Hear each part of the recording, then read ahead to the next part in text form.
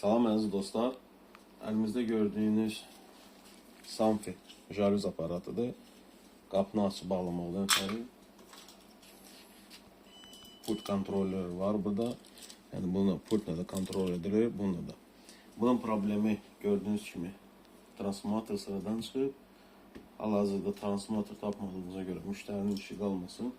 Biz bunu bir adaptörün, 9 voltluk adaptörün əvəz elədik. Və hal-hazırda indi biz bunu 220'ye qoşub necə işlədiyini göstərəcəksəm. Gördüyünüz kimi idarə etməmiz var, işıqlarımız yanır. Bu bizim pultumuz.